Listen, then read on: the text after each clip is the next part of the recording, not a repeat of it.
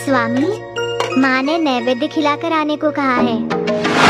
स्वीकारिए ना स्वामी, आप ले क्यों नहीं रहे हैं? सुना नहीं आपने? नैवेद्य स्वीकार कीजिए।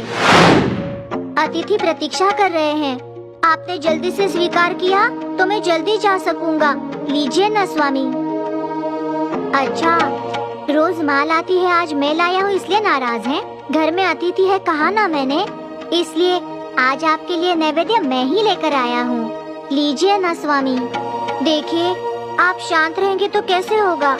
माँ लाती है तो आप खाते हैं ना, मेरे हाथ से नहीं खाएंगे?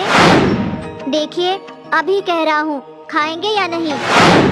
अगर नहीं खाया तो मैं अपना सर फोड़ लूंगा। आगे आपकी इच्छा। मैं आपसे ज्यादा जिद्दी हूँ। आपने नहीं खाया तो मैं नहीं लौटूंगा। ओहो, आप नहीं खाएंगे? नहीं खाएंगे आप? नहीं खाएंगे ना आप?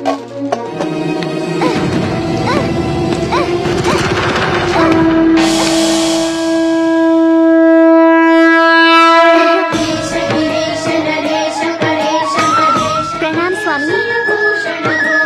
नैवेद्य खाइए स्वामी, खाइए ना।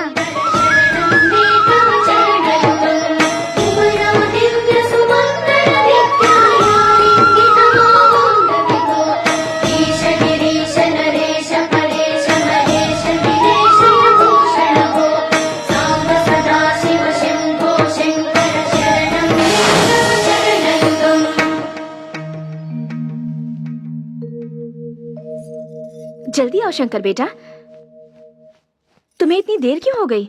माँ, मैं परमेश्वर को नैवेद्य खिलाकर आया हूँ। शंकर, इसमें नैवेद्य कहाँ है? भगवान ने खाया माँ। भगवान कैसे खा सकते हैं?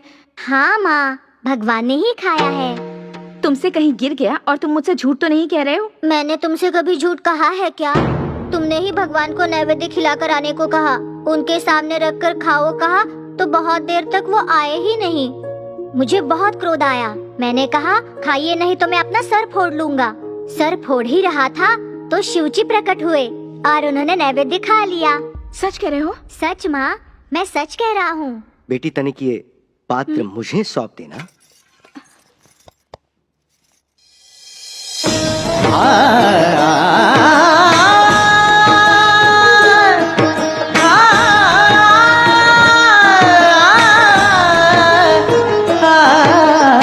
तुम कोई सामान्य बालक नहीं हो।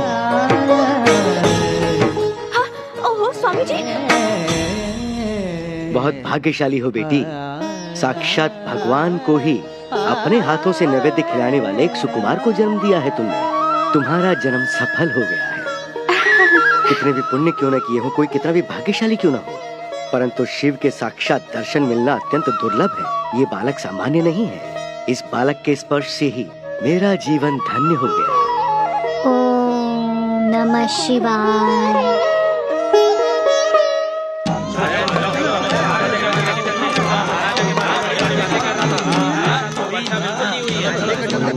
शिवाय।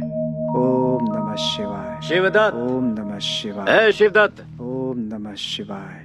ओम नमः शिवाय। अय शिवदत्त, चलो बाहर आओ। भद्रा जी, आप आइए ना, अंदर आ जाइए। अंदर आने की हमें आवश्यकता नहीं है। अपने पति को बाहर बुलाओ। वो पूजा में व्यस्त हैं, भंग ना करने के लिए कहा है मुझसे। उससे कह दो ये ढोंग बहुत हो चुका। इसी समय उसे बाहर बुलाओ। आप इस तरह से बात क्यों कर रहे हैं? मेरी तो कुछ समझ नहीं आ रहा। मुझे बताइए कि बात क्या है। जानती हो तुम्हारे पति ने क्या प्रतिज्ञा की है? यदि गांव में 15 दिन में वर्षा नहीं हुई तो ये महाराज से कहकर आया है कि अपने प्राण त्याग देगा। प्राण त्याग देंगे? हाँ, बिल्कुल सही सुना तुमने। और वो 15 दिन पूरे हो चुके हैं। एक बूंद भी वर्षा नहीं हुई। वो अपनी प्रतिज्ञा को पूरा करेगा या नहीं, यही पूछने आया हूँ मैं। ए शिवदत्त, बाहर आओ, बाहर आओ।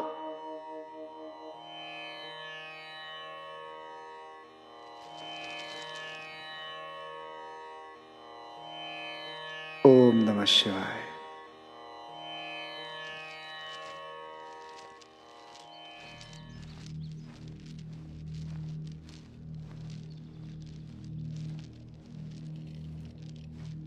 क्या हुआ? दरबार में कहकर आया था वर्षा करवाऊंगा, वर्षा करवाऊंगा। वर्षा हुई क्या? उस परमेश्वर को अभी तक मुझ पर दया नहीं आई। इसीलिए परीक्षा ले रहे हैं। अब हम लोग पहले की तरह तुम्हारी बातों में फंसने वाले नहीं हैं। अपने दिए हुए वचन को पूरा करो, नहीं तो हम सबसे क्षमा मांगो और इस गांव से कहीं दूर चले जाओ। मेरी भक्ति में ही कुछ कमी है, मेरी पूजा में स्वार्थ है, इसीलिए उस शिव ने मुझे आशीर्वाद नहीं दिया। अब मेरे लिए जीवन और मृत्यु एक ही है। मैं अपने प्राण त्यागने के लिए तैयार हूँ। चलिए।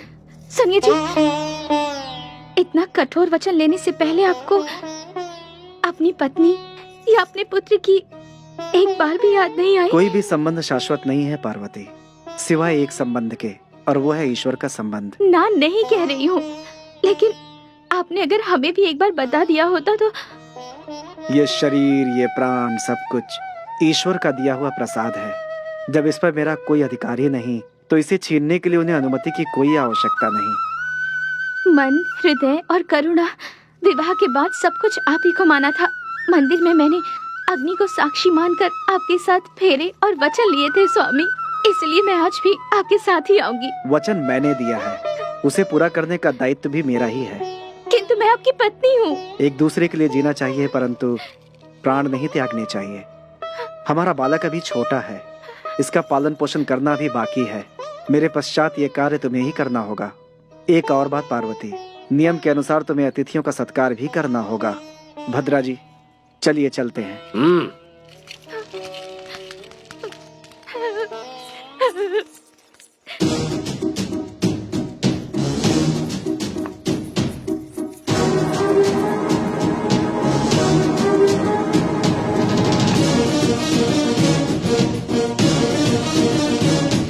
अरे चलो चलो, देखते हैं क्या हो रहा है। चलो चलो चलो, जल्दी चलो जल्दी चलो, आ जाओ आ जाओ आ जाओ, चलो।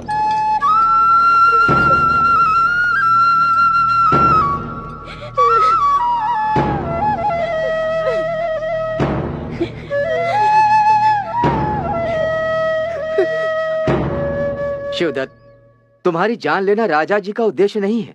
अब भी समय है, अपनी भूल को मानकर क्षमा मांग लो। महाराज प्राण की भिक्षा तुम्हें दे देंगे। किसे क्या लेना है, क्या देना है, उसका निर्णय शिव करते हैं। मुझे अपने प्राणों की परवाह नहीं, मेरी भक्ति में ही कुछ कमी है, इसीलिए शिव ने मेरी पूजा स्वीकार नहीं की। ऐसे भक्तिहीन होकर जीवित रहने से अच्छा अपने प्राण त्याग देना ही है। एक बार फिर से सोच लो तुम शिवदत्त। आवश्यक नहीं है, शिव की अग्नि में जाने की आज्ञा दे।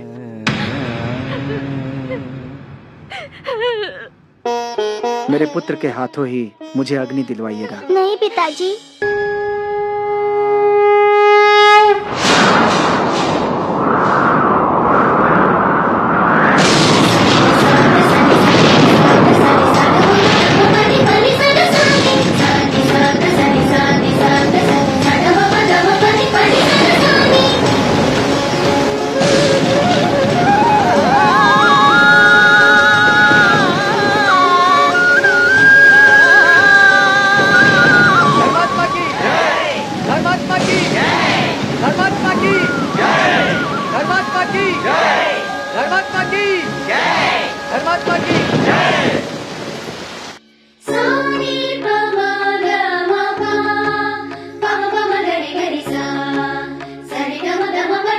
तुम जैसे भक्त के समक्ष मैं अपना सिर झुका करके उसे नमस्कार करता हूँ। शिवदत्त, तुम जैसी पुण्यात्मा के विषय में मैंने गलत अनुमान लगाया, मुझे क्षमा कर दो। इसमें आपका कोई अपराध नहीं है प्रभु, आपने तो अपने केवल कर्तव्य का पालन किया है। प्रभु, शिवदत्त जैसे एक अच्छे मनुष्य को प्रतिपल मैंने फंसाने की कोशिश की है। इस जघन्य पाप के लिए आप मुझे जो भी दंड देंगे वो मुझे स्वीकार्य होगा। इस महापुरुष से क्षमा प्राप्त करने के बाद ही तुम्हारे पापों का अंत हो सकता है। पश्चाताप से बढ़कर कोई दंड नहीं होता। अब से तुम अपनी बुद्धि को अच्छे कामों में लगाओ। जैसी आज्ञा प्रभु। शिवदत्त, तुम जैसा महान पुरुष यदि हमारे राज्य में है तो इसका अर्थ हमने कोई पुण्य किया है। तुम्हारे कारण मैंने अपने राज्य को और जाना। तुम जैसे लोगों को राज्य का मार्गदर्शक होना चाहिए, इसीलिए मैं तुम्हें तुम्हारे गांव का अधिकारी नियुक्त करता हूं। तुम्हारे मार्गदर्शन से तुम्हारे गांव की वृद्धि होगी और उससे हमारे राज्य की समृद्धि बढ़ेगी, ऐसा मेरा मानना है। क्षमा करें प्रभु, मैं अत्यंत साधारण मनुष्य हूँ। शिव जी के अलावा मैं किसी संसार को नहीं जानता।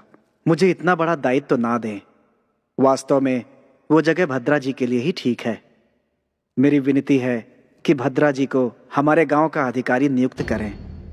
मुझे क्षमा करो शिवदत्त। भद्रा जी, धन्य हो शिवदत्त, धन्य हो। तुमने निस्वार्थ भाव से जो कुछ किया है वो सराहनीय है। जिस मनुष्य के सामने सब झुकते और डरते हैं उसे ही तुमने गांव का अधिकारी बना दिया है।